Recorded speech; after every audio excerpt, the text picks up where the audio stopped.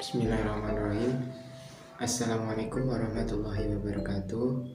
Sebelumnya perkenalkan, nama saya Zainuddin Zidan Hamzah dari KPI 2 NIM 2121 Di sini saya akan mempresentasikan makalah dari buku yang berjudul Media Audience. Apa sih media audience? Istilah dari media audience adalah berlaku universal dan secara sederhana dapat diartikan sebagai sekumpulan orang yang menjadi pembaca, pendengar, pemirsa sebagai media atau komponen isinya. Untuk slide selanjutnya yaitu 3 fase dari penerimaan studi. Ide kunci dari buku ini adalah untuk menyatakan bahwa generasi ketiga dari referensi studi etnografi audiens saat ini mulai terbentuk dan akan terbentuk sendiri dalam waktu dekat. Lebih tepatnya yaitu garis besar pembagian yang disarankan harus dilihat sebagai cara untuk memerlukan tren yang muncul. Arah yang dikenal sebagai penelitian resepsi dalam studi media adalah itu sangat awal terkait dengan cultural study dan itu pusat Birmingham. Meskipun belakangan tersebut bahwa resepsi teori juga memiliki akar lain. Yang pertama yaitu dalam arti tertentu itu dijalankan dan diperbaiki tema yang sudah diangkat dalam apa yang dikenal luas atau uses and gratification paradigma. Yang kedua yaitu penerimaan studi di masa komunikasi riset dulu secara historis didahului dan nanti dipengaruhi oleh Jemarism. Yang kedua itu ada etnografi penonton, yaitu apa yang kemudian dikenal sebagai koalisi asti hadirin studi penerimaan, berarti bahwa seorang menganalisis sebuah program dan mempelajari penerimaannya di antara audiens tertentu dengan melakukan ini ke dalam wawancara diri pemirsa. Nah, masuk slide keempat yaitu penelitian audiens dan penerimaan dalam retrospek. Ringkasan bab ini jelas dari judul utama, tetapi selama saya penelitian membaca latar belakang, saya menjadi sangat kritis terhadap cara-cara yang ini akan melibatkan saya dalam menutupi karena yang akan dalam secara efektif menutupi di tempat lain, dan itu pembaca bisa menjadi dan diarahkan bagus sekali pekerjaannya yang ada yang akan memberikan timbangan atas isu-isu di atas pernyataan.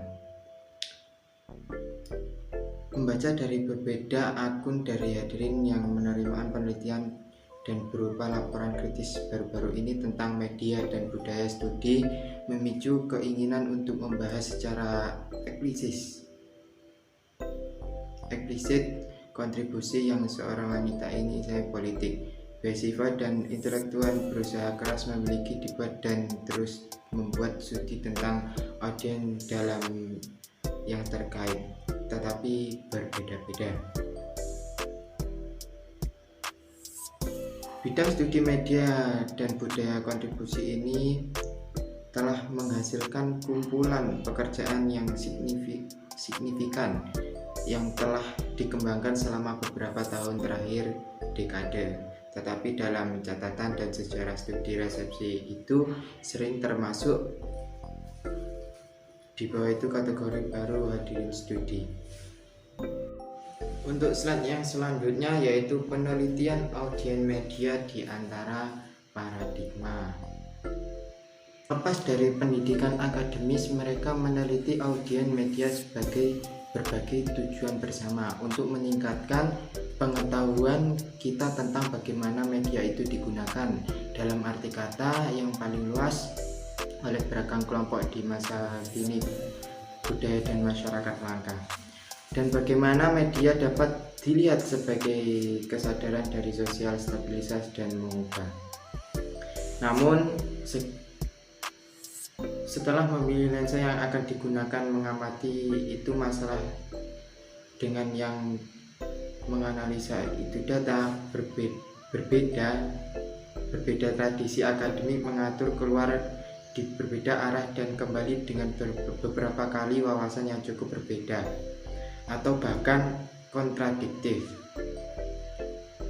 Bahwa ini begitu terbukti bahkan dari perbandingan dangkai dari studi yang disajikan oleh peneliti dari apa yang di sini akan terlihat sebagai dua tradisi utama di media gene riset itu secara kualitatif berdasarkan etnografi mendekati atau termasuk penelitian resepsi dan penggunaan dan grafikasi kuantitatif. Bab ini berpendapat itu sebagai secara tradisional berlatih dari dua pendekatan memiliki kekurangan dan kelebihan yang saling melengkapi.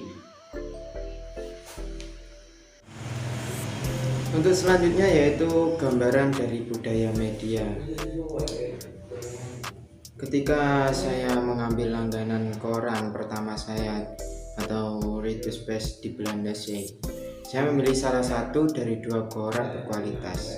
Saya memutuskan pahlawan pilihan yang jelas, berkoyak kiri dan memilih yang lebih banyak NRC. Saya merasa bisa dipercaya untuk memberikan informasi yang paling dapat diadengan tentang bagaimana kerajaan Inggris keluarga pada saat itu sedang mengelola krisis rasionalnya. Sekadar semuanya pernikahan kerajaan itu salah. Saya semakin menikmati dengan membaca tentang mereka di halaman berita nasional NRC. Tentu saja harga untuk keterlibatan di itu ceramah dari kualitas berita produk dulu di sana relatif sedikit untuk dibaca, terutama sebelum kerja di anakrisis, riset teori dan penampilan televisi pada tahun 1995 mereka dan spekulasi berikutnya tentang masa depan monarki Inggris, sebuah langit mad subjek untuk semua fans yang serius sepanjang 12 periode telah berlangganan di NRC. Mereka menerbitkan gosip kerajaan, khusus sekutu ketika mengetuk itu di Inggris dan ditekan. Dalam bab ini saya akan membahas berbagai macam cara di mana kita sebagai anggota audiens terlibat dengan tokoh media, mulai dari royalty hingga pembaca berita hingga bintang pop ke orang-orangan biasanya dibawa ke dalam tabung oleh televisi realitas. Hubungan antara penonton dan bintang telah menjadi objek dari banyak disiplin ilmu, dari teater, film, studi ke media. Untuk selanjutnya yaitu legitimasi dari televisi program kebijakan atau pola dari argumentasi dan diskusi komplikasi sebuah banyak saluran usia.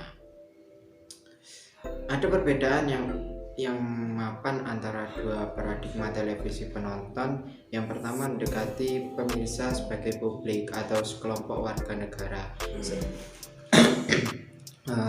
sedangkan yang lainnya adalah pandangan khayalat sebagai pasar atau kelompok konsumen. Menurut kontribusi masing-masing terhubung dengan salah satu dari dua pengaturan kelembagaan utama, komisional dan layanan publik siaran televisi pada tahun 1991. Di dalam bab saya menyarankan bahwa kedua konsepsi audiens ini juga memberikan itu sendiri paradigma dari program aturan dan secara logis dari itu sah meniru ceramah pada program aturan. Itu bab penawaran dengan bagaimana program aturan ceramah memiliki perubahan seiring dengan perkembangan terkini dari unit televisi multi saluran ayat. Di Eropa Barat Peraturan penyiaran secara tradisional menekankan nilai-nilai umum seperti universalitas, keagamaan, pendapat, berbagai penawaran. Ini adalah nilai-nilai inti yang digunakan untuk melegislasi status istimewa penyiaran layanan publik nasional institusi. Televisi konvensional didasarkan pada nilai-nilai yang berbeda, yaitu popularitas, pilihan, dan penghitungan ekonomi. Namun, liberal baru-baru ini, instansi gelombang udara tampaknya telah berkontribusi pada konvergensi program aturan wacana. Untuk bab selanjutnya yaitu budak dari tirani peringkat gambaran media audiens. Dalam bab ini saya akan membahas citra apa yang dimiliki berbagai media terhadap khayal atau masyarakat umum. Saya akan memberikan perhatian khusus pada media telepenglihatan, khususnya di sebuah komprehensif situasi suku itu banyak saluran lingkungan, ada upaya yang lebih putus asa untuk mencapai, mempertahankan dan mengukur audiens. Dengan demikian, karyawan media mungkin merasa bahwa mereka adalah budak dari itu tirani. Saya memilih untuk mendekati persepsi media tentang audiens pada dua tingkat. Pertama yaitu saya akan membahas pengertian publik yang dipegang oleh karyawan media seperti wartawan dan produser. Di bagian ini saya akan berkonsentrasi terutama pada profesional media yang terlibat dalam produksi berita. Area yang fokus dari banyak karya klasik awal pada gambar media audio NG. Yang kedua yaitu saya akan membahas bagaimana institusi media keterhubungan dengan publik. Di sini saya akan berkonsentrasi pada lembaga TV karena minat mereka pada bisa memiliki tingkatan terkini bertahun-tahun dan dimungkinkan juga untuk mengekstrasi konsepsi media tentang khayal bicara media mendekati khayal dalam milik mereka, teks dan program melalui tekstual analisis. Satu bisa bahas itu media impres pembaca atau pemisah atau modus diskusi tertentu dari alamat mereka. Namun yang memilih bentuk membatasi diskusi saya pada gambaran audiens yang dipekerjakan di media oleh profesional media lembaga yang tertarik pada audiens pengukuran. Untuk bab yang terakhir yaitu audiens tersirat dalam produksi opera atau strategi reneka sehari-hari, diantaranya profesional televisi. Dalam pengantar buku ini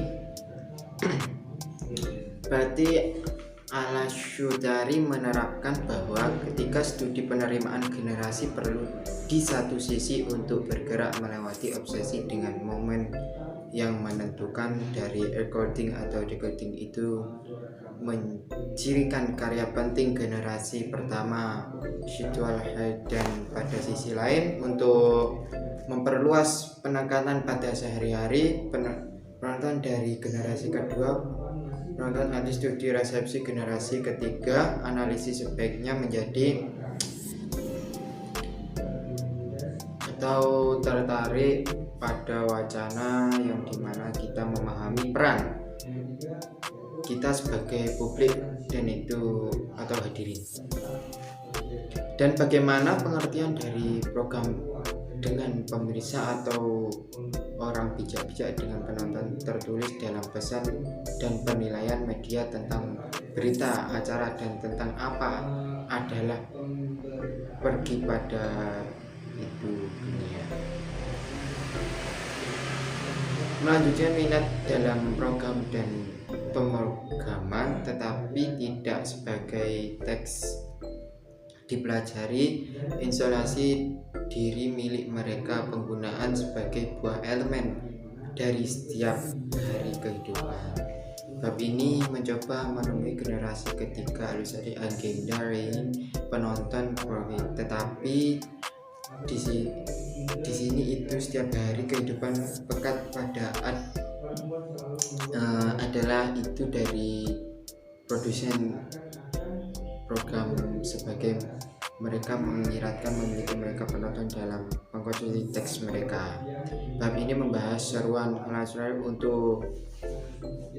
Al-Sutari untuk menyatakan tentang bingkai di mana kita memahami media dan memiliki isi sebagai realitas dan sebagai resensi atau distorsi dan realitas, dan tentang bagaimana bingkai atau wacana ini tentang program dan tentang menonton peristiwa dicantumkan dalam program ini.